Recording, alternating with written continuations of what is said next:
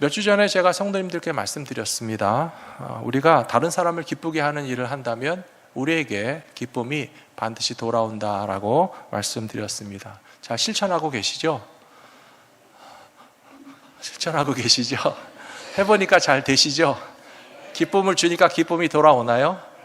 예, 기쁨을 주면은 기쁨이 돌아오게 되어 있습니다. 정말 기쁨이 돌아오게 되어 있는데 아직 우리가 좀 서툴고 잘 할지 몰라도 자꾸 우리가 다른 사람의 기쁨을 위해서 나는 무엇을 할 수 있을까 생각도 하고 시도도 하고 노력도 하시면 우리도 점점 다른 사람의 기쁨을 많이 줄 수 있는 삶이 되고 그것이 나에게 3배, 4배로 돌아온다는 것도 경험하시게 될 거라고 저는 믿습니다. 사람에게 기쁨을 줘도 기쁨이 돌아온다라고 이야기했는데요. 만일에 우리가 하나님을 기쁘시게 한다고 생각해 보십시오. 예수를 믿는 사람으로서 우리가 하나님을 기쁘시게 하는 일을 하면서 살아간다면 저는 확실히 말씀드릴 수 있습니다. 아브라함이라고 하는 믿음의 조상이 평생 동안 아마도 거의 100년 동안에 살면서 하나님을 기쁘시게 하는 일을 많이 했거든요. 그랬더니 아브라함이 하나님께로부터 받은 축복과 기쁨과 행복이라고 하는 것은 정말 셀 수 없이 어마어마한 그런 하나님의 축복과 또 주시는 기쁨을 누릴 수 있었습니다. 오늘 잠시 후에 제가 아브라함은 하나님께 어떤 기쁨과 축복을 받았는지 말씀드릴 예정입니다. 또 다윗이라는 사람도 있었습니다. 다윗은요, 하나님이 참 예뻐하는 사람이었어요. 하나님께서 다윗을 기뻐하시고 이유는 다른 거 없습니다. 다윗이 하나님을 기쁘시게 해드렸더니 하나님께서 기쁜 마음으로 다윗을 어떻게 사랑하시고 축복해 주셨는지 제가 잠시 후에 말씀드릴 때 잘 들으시고 이 자리에 계시는 모든 성도님들이 아브라함처럼 다윗처럼 하나님을 기쁘시게 해드림으로써 하나님이 부어주시는 기쁨과 행복을 맛보시는 신앙생활 다 되시기를 축복합니다. 첫 번째로 참된 믿음이 있어야 됩니다. 참된 믿음이란 하나님을 인정하는 것이기 때문에 하나님을 기쁘시게 할 수 있다라고 하는 것입니다. 오늘 읽어드린 히브리서 11장 6절에 보시면 믿음이 없이는 하나님을 기쁘시게 하지 못하나니 하나님께 나아가는 자는 반드시 그가 계신 것과 또한 그가 자기를 찾는 자들에게 상 주시는 이심을 믿어야 할지니라 라고 되어 있습니다. 아브라함의 인생을 이 케이스를 대입해 보면 딱 나옵니다. 아브라함이 믿음의 조상이라고 그랬죠. 그래서 11장 6절 말씀 다시 보여주시면 아브라함이 믿음의 조상이라고 했는데 믿음으로 하나님께 나아가니까 하나님이 아브라함으로 인해서 기뻐하셨다는 거예요. 근데 하나님께서 좋다, 기분 좋다, 기쁘다 거기서 멈추시는 하나님이 아니세요. 아브라함이 믿음으로 하나님께 나아가면서 하나님을 기쁘시게 하니까 하나님께서 어떻게 하셨다고요? 뭘 주신다고요? 상 주신다고요. 복 주신다고요. 아브라함이 하나님께 복부터 달라고 하지 않았어요. 상부터 달라고 하지 않았어요. 하나님 나 원하고 바라고 필요한 거 많이 있으니까 주세요 주세요 달라 한 게 아니고 아브라함은 하나님을 믿은 것밖에 없어요. 하나님을 신뢰했어요. 하나님이 어떤 분인 줄 알고 하나님께 대해서 인정하는 마음으로 하나님께 가까이 나가니까 하나님이 기뻐하시면서 달라고도 안 할 것까지 다 주신다는 거예요. 사람이 머리를 써야 돼요. 무조건 갖고 싶은 것부터 내밀고 달라고 떼쓰면요 줄 수 있는데도 안 주는 수도 있어요. 근데 거꾸로 너무너무 이쁜 사람이 있고 사랑하는 사람이 있고 내 자식 같으면요 달라고 안 하는데도 주고 싶은 마음이 막 생겨나서 달라고도 하기 전에 막 주시는 경우가 있지 않습니까? 하나님께서 상 주시는 믿음의 인생이 무엇인지 잘 생각해 보시기 바랍니다. 하나님을 믿는다는 것은 하나님을 인정한다는 겁니다. 여러분, 우리 사랑하는 자녀들이 태어나면 갓난 아이를 품에 안고 정말 불면 날아갈까 쥐면 터질까 끌어안고 사시잖아요. 그래서 엄마도 아기한테서 안 떨어지고 아기도 엄마한테서 안 떨어져서 붙어 살아야 되는데 어느 날 그 자식을 떼놓기 시작하면 아이도 불안해하지만 엄마들도 막 심지어 처음으로 애를 떼놓고 어디 하루 1시간이라도 떨어지게 되면 막 울기도 하고 불안하기도 하고 빨리 달려가고 싶은 마음이 드는데요. 그러다가 조금 아이들이 자라면 유치원에 보내시잖아요. 학교에 보내시잖아요. 뭘 믿고 유치원에 보내셨어요? 어떻게 학교에 보내셨어요? 학교라고 하는 기관을 신뢰하는 거예요. 인정하는 거예요. 선생님을 믿는 거예요. 설마 학교에서, 설마 선생님이 우리 아이들을 잘못된 길로 가거나 힘들게 하지 않으시고 사랑해주고 받아주고 잘 가르치고 잘 자라게 해주시겠지라고 하는 믿음을 가졌다는 것은 곧 인정한다는 거예요. 그래서 하나님을 믿는다는 것과 인정한다는 것이 통하는 것을 우리가 알 수 있고요. 우리가 하나님을 그냥 믿는다, 뭐 하나님 계시겠지, 뭐 하나님 계신 것 같아, 그 정도의 믿음이 아니고, 하나님은 정말 우주와 만물을 창조하신 하나님이시고 우리의 생명을 지탱하고 계시는 하나님이시고 우리를 사랑하시는 하나님이라고 하는 사실을 인정하면서 믿으면 하나님께서 그것을 기뻐하시고 우리에게 상 주시기 원하신다는 사실을 기억하시기 바랍니다.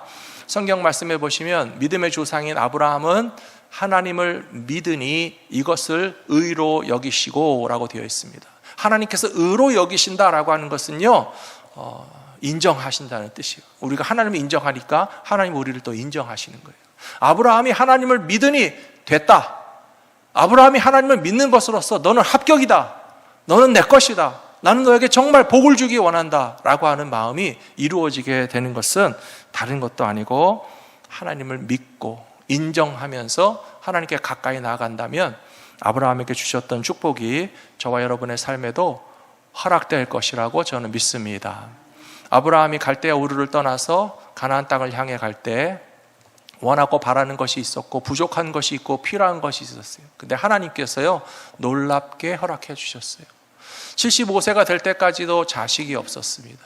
사실은 100세가 될 때까지도 자기 몸으로 자식을 보지 못했고, 물론 중간에 이스마엘이 태어났지만 본처를 통해서 아브라함과 사라 가운데서 자녀가 없어서 원하고 바라지만 그것부터 하나님께 달라고는 참아하지 못했어요. 그런데 하나님을 믿고 의지한 것밖에 없는데 하나님께서는요, 그냥 아들 하나 주시는 게 끝이 아니라는 거예요. 너에게 후손이 많게 하겠고 하늘의 별과 같게 하겠고 바다의 모래와 같게 하겠다는 것은 아브라함이 하나님께 달라고 요청할 수 있는 것보다는 스케일이 엄청 큰 거를 하나님이 주신다라고 하는 거예요.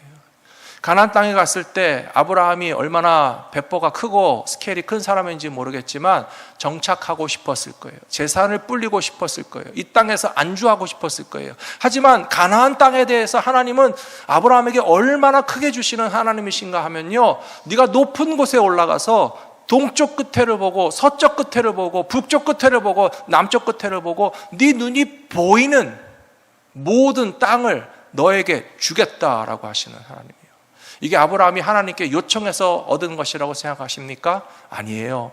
아브라함은 하나님을 기쁘시게 한 것밖에 없고 하나님은 위대하신 하나님이시라는 사실을 믿으면서 하나님께 나아갔더니 하나님이 좋으셔서, 하나님이 기쁘셔서, 하나님께서 아브라함에게 주고 싶으셔서 너 한번 얼마나 큰 땅을 한번 네가 헤아려 볼 수 있는지 모르겠지만 동서남북을 다 쳐다봐라, 다 주겠다. 주셨습니까? 안 주셨습니까? 주셨습니다. 사랑하는 성도 여러분, 그거보다 더 큰 복을 주셨는데요, 우리는 땅도 없고 자식도 없으면 하나님 축복 못 받은 것입니까? 오해하실 분들이 계실까 봐. 하나님께서 아브라함을요, 축복의 근원으로 삼으셨어요. 너의 이름을 바꾸고 아브람이 아니라 아브라함이 되게 하겠고 열국의 아비가 되어서 Father of Nations가 되어서 너는 모든 이 세상에 하나님의 축복을 쏟아 부으시는 일에 통로가 되게 하시겠다고 말씀하셨어요. 사랑하는 성도 여러분, 이것도 아브라함이 하나님께 달라고 해서 얻을 수 있는 것이 아닙니다.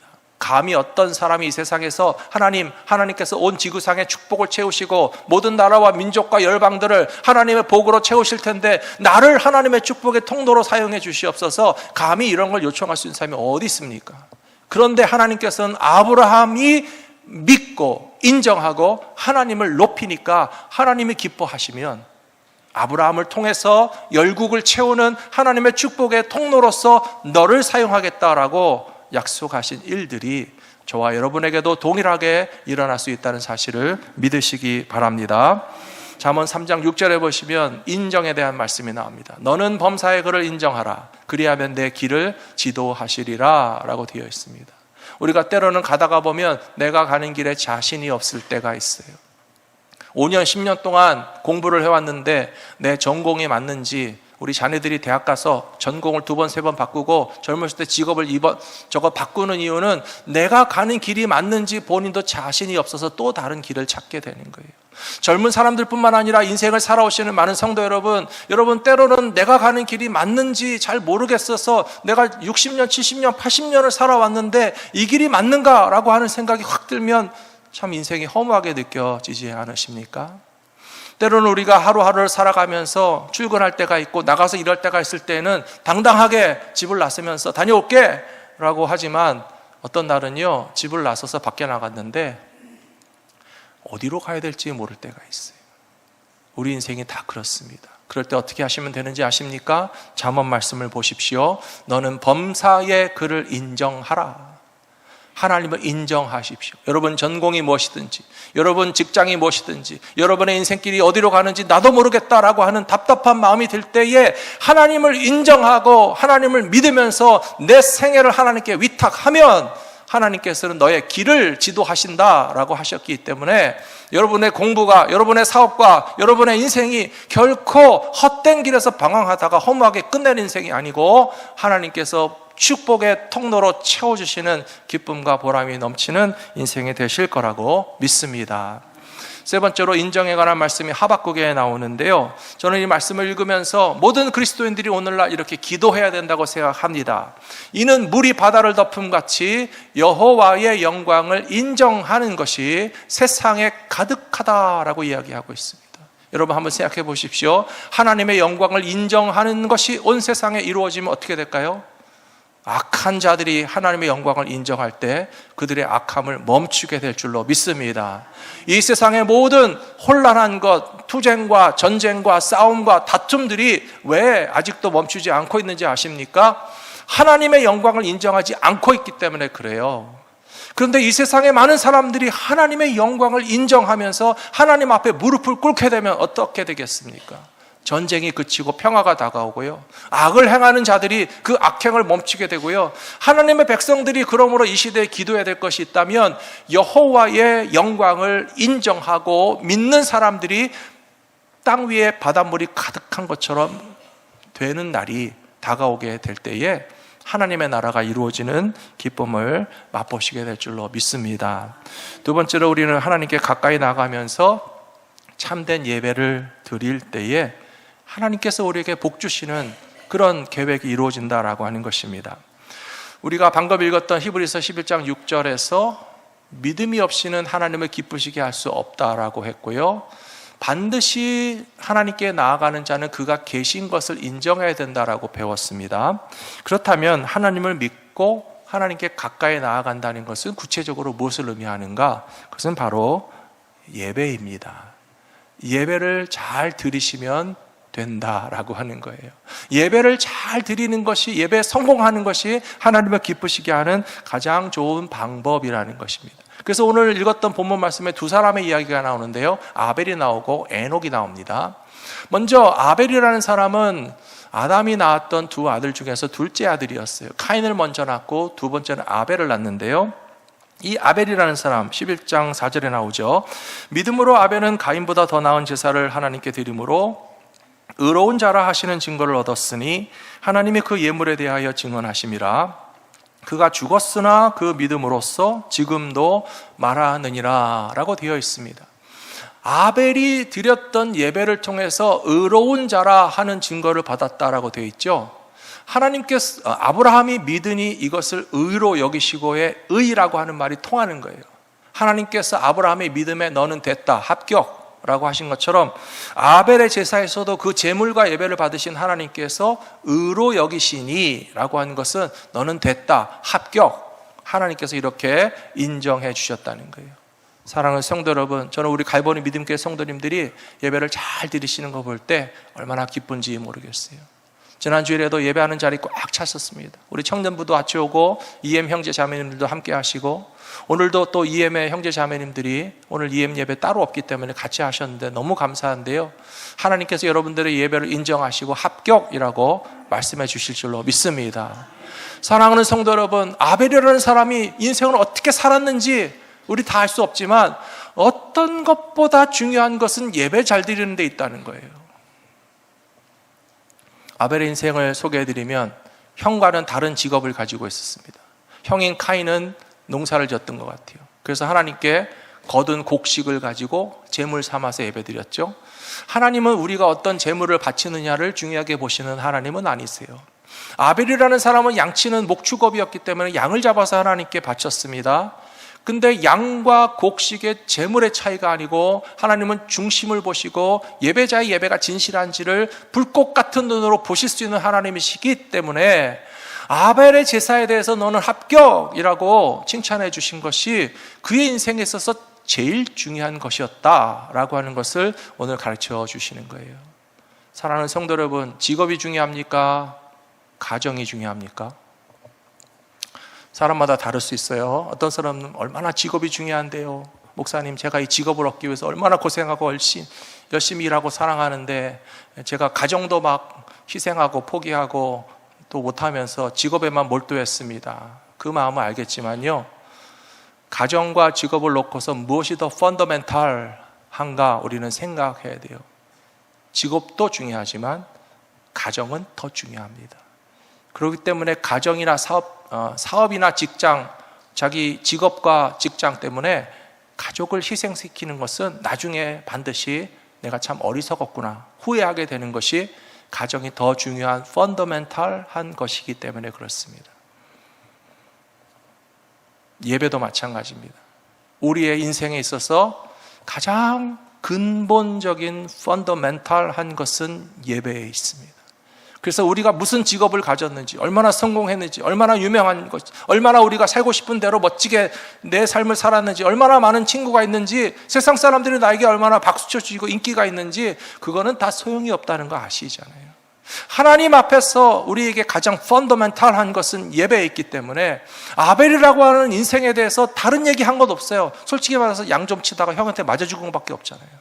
근데도 불구하고 아벨이 사나 죽으나 하나님께서 그를 인정하시는 이유는 예배에 성공한 사람이었기 때문이다 라고 하는 사실을 잊지 마시라는 것입니다. 예배가 무엇인지 공부하기 위해서는 시편 105편의 말씀을 좀 보시면 좋겠습니다. 시편 105편에 보시면 여호와께 감사하는 것이 예배입니다.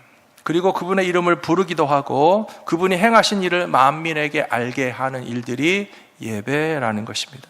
2절에 보시면 하나님께 노래도 하고 찬양도 하고 하나님의 행하신 모든 기이한 일들에 대하여 하나님께 대하여 칭찬과 영광을 올려드리는 일들을 하는 것이 예배라는 것입니다. 3절에 보시면 그의 거룩한 이름을 자랑하라 여호와를 구하는 자들은 마음이 즐거울지로다 라고 되어 있습니다. 이 말씀을 보니까요, 제가 알게 됐습니다. 예배를 잘 드리면 우리 마음에 뭐가 찾아옵니까? 기쁨이 찾아오고 즐거움이 찾아오게 되어 있어요. 예배를 잘 드렸는데 하나도 안 기쁘다, 그러면 본인에게도 문제가 있으시고요, 그런 예배를 만들어서 인도한 교회나 목회자도 좀 부족한 거예요. 제가 이 말씀을 묵상하면서 우리 성도님들이 예배를 드리고 나면 그 마음에 정말 거룩한 기쁨과 즐거움이 가득한 예배를 드릴 수 있도록 해드려야 되겠구나 하는 생각하게 됐어요. 사랑하는 성도 여러분, 우리가 우리 예배 가운데서 누구를 자랑해야 됩니까? 거룩한 이름 말씀 보여주십시오. 3절에 거룩한 이름 하나님을 자랑하고 여호와를 구한다, 하나님을 찾고 구하고 사모하는 마음을 가지고 예배 드리게 되면 우리에게 주님이 주시는 기쁨이 가득하게 될 것이라고 믿습니다. 이런 예배의 성공자로 살아간 사람의 대표적인 사람은 다윗입니다. 사도행전 13장 22절에 보시면 이렇게 되어 있습니다. 하나님께서 사울 왕은 패하셨고 다윗을 왕으로 세우셨는데 증언하여 이르시되 내가 이새의 아들 다윗을 만나니 내 마음에 맞는 사람이라, 내 뜻을 다 이루리라, 그렇게 되어 있습니다. 하나님께서는 다윗을 보실 때요, 마음에 쏙 든다는 거예요. 아주 이뻐 죽겠다는 거예요. 다윗, 너 최고다. 너의 예배가 나를 너무나 기쁘게 한다라고 하는 것을 하나님께서 인정해 주셨고, 그렇기 때문에 다시 말씀 보여주십시오. 얼마나 놀라운 일을 하셨는지 아십니까? 내 마음에 맞는 사람이라 칭찬하시면서 하나님의 뜻을 다윗을 통해서 다 이루겠다고 하나님 말씀하고 계시는 거예요. 여러분, 이것도 보십시오. 아브라함에게 주신 축복과 연결되어 있습니다. 아브라함이 감히 온 세상을 채우는 하나님의 축복의 통로가 되게 해달라고 구할 수가 없어요. 우리가 무엇이 간데 하나님의 축복을 나를 통해서 쏟아부으십시오 라고 할 수 있겠어요?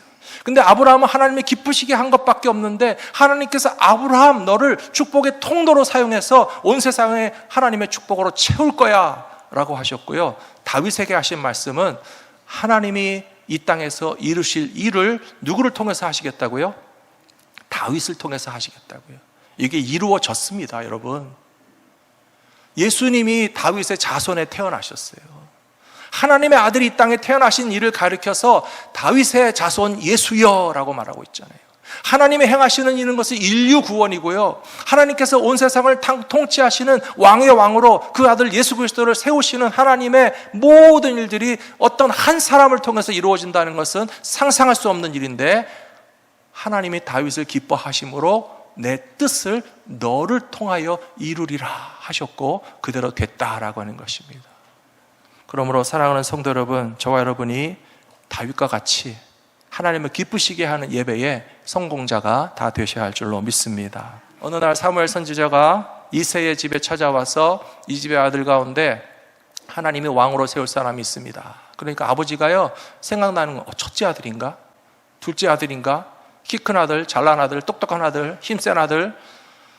다윗은 아버지의 생각에조차 없었어요. 다 아니라고 하니까 누가 빠졌지? 하면서 찾는 게 막내 아들이었어요. 막내 아들로서 집안의 양떼를 치는 것이 다윗의 몫이었어요. 그런데 다윗의 아쉬움도 없었고 섭섭함도 없었고 부족함도 없었고 악기를 연주하면서 시편 23편을 노래할 때 뭐라고 그랬습니까?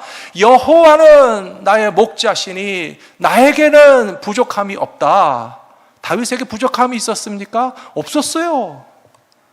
사랑하는 성도 여러분, 하나님을 향한 마음이 우리 마음에 가득하면 우리 마음속에는 부족한 데가 하나도 없습니다. 하나님을 사랑하는 마음이 우리 생각 속에 가득하다고 생각해 보세요. 그러면요, 여호와는 나의 목자시니 나에게 뭐가 부족한지 아무만 생각해도 부족한 게 하나도 없네.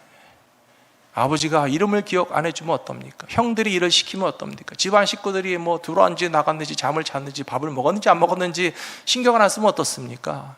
여호와는 나의 목자가 되시니 내게 부족함이 없으리로다 라고 찬송하고 노래했던 다윗에게 있어서는요, 제일 중요한 게 하나님을 기쁘시게 하는 예배의 삶을 살아가는 게 제일 중요했어요. 그래서 다윗이 그의 평생에 가장 기뻤던 순간이 언제냐고 묻는다면 법궤가 다윗성에 들어올 때였을 거라고 얘기했을 거예요. 하나님께서 모세를 통해서 주신 법궤는 40년 동안 광야길에 이스라엘 백성들의 중심에 있었습니다. 성막 안에 있었습니다. 그 중에서도 지성소 안에 있었습니다. 지성소 안에 모셔둔 법궤 안에는 그 앞에는 대제사장이 1년에 딱 한 번밖에 접근할 수 없는 너무너무 중요한 하나님의 임재의 심벌이었고 상징이었어요. 그런데 참 이상하게도 그 하나님의 임재를 상징하는 법궤를 전쟁하다 뺏겼거든요. 꼭 무엇 같은가 하면 성경 말씀이 중요하지만 성경 말씀을 중요하게 생각하고 귀하게 믿고 이 말씀대로 사는 사람에게는 성경책이 귀한 책이에요. 그러나 성경 말씀을 읽지도 않고 묵상하지도 않고 말씀대로 살지 않는 사람에게는 책은 책에 불과할 수밖에 없는 것이에요. 이렇게 법궤를 뺏겼는데 법궤를 뺏긴 동안에 이스라엘 백성들 중에서 누구도 이 법궤를 찾아오려고 하지 않았어요. 오히려 블레셋 족속이 법궤를 감당할 수가 없어가지고 제발 가져가시라고 수레 위에 태워서 그냥 자율주행 방식으로 탁 쳐서 소가 가니까 소에 실린 이 법궤가 이스라엘 땅에 넘어왔거든요. 근데 이스라엘 땅에 넘어왔는데요, 사울 왕도 이해가 안 돼요. 제가 정말 성경 중에 이해가 안 되는 게 많이 있지만 사울 왕은 도대체 왜 법궤를 찾아서 모실 생각 안 했을까? 이해가 안 돼요. 이해가 안 되니까 제가 그냥 이해가 안 된다고 말씀드리는 거예요. 근데 다윗은 안 그랬어요. 하나님의 법궤가 어디 있지? 하나님의 법궤가 우리 땅에 들어왔다는데 누구네 집 어디 모셔놨냐? 하나님의 법궤 제발 우리 다윗성에 예루살렘에 가져다가 법궤를 모셔놓고 예배당을 만들고 하나님께 예배하는 일, 정말 하나님에 대한 생각이 가득한 사람이 아니고서는 다윗과 같은 열망으로 법궤를 찾을 수가 없다는 거예요. 다윗은 어떤 사람인가 하면 하나님에 대한 생각이 가득한 사람이에요. 그러니까 하나님의 법궤가 다윗성에 들어오는 게 너무 기뻤어요. 그래서 이 다윗성이 들어올 때 막 퍼레이드를 하잖아요. 사람들이 앞에 서고 뒤에 서고 제사장들이 어깨에 메고 하나님의 법궤가 들어오는데 다윗이 왕처럼 멋있게 권위와 폼을 잡고 서서 구경만 할 수가 없어가지고요, 어린아이 같이 길거리에 뛰어나갔어요. 춤을 춥니다. 노래를 합니다. 펄쩍펄쩍. 정말 그 모습을 보고 그 안에 미갈이, 왕이 저렇게 채통머리도 없이 길거리에서 춤을 추냐고, 속옷 다 보이겠다고 그렇게 조롱하고 비난해도 어린아이같이 다윗이 하나님의 법궤를 기쁨으로 맞이했습니다. 그래서 하나님께서 다윗 보고 뭐라고 하셨어요? 너는 정말 내 마음에 쏙 든다. 다윗, 너는 정말 이쁘다. 네가 나를 기쁘게 하는데 내가 너에게 어떻게 참을 수가 있겠냐. 그래서 하나님께서 다윗에게 주신 축복이 내 마음에 합한 자다라고 하시면서 내가 이룰 모든 나의 뜻을 다윗을 통해서 이루겠다라고 하시고, 다윗의 자손들은 대대로 왕이었어요. 왕권이 그 다윗의 후손에서 떠나지 않았고, 그 약속은 하나님의 아들 예수 그리스도가 다윗의 자손으로서 이 땅에 태어나신 것으로서 하나님의 약속은 이루어졌습니다.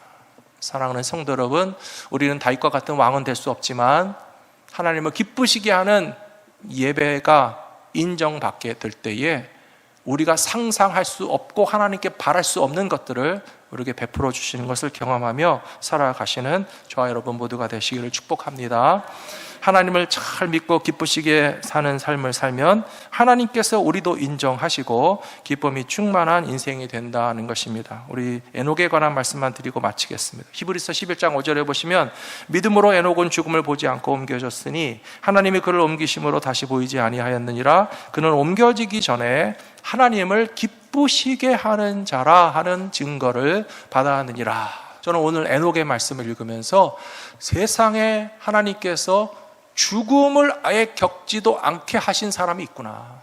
얼마나 하나님을 기쁘시게 하는 일에 성공했다면 가장 피하고 싶고 두렵고 슬픈 일인 죽음을 스킵할 수 있게 하셨을까?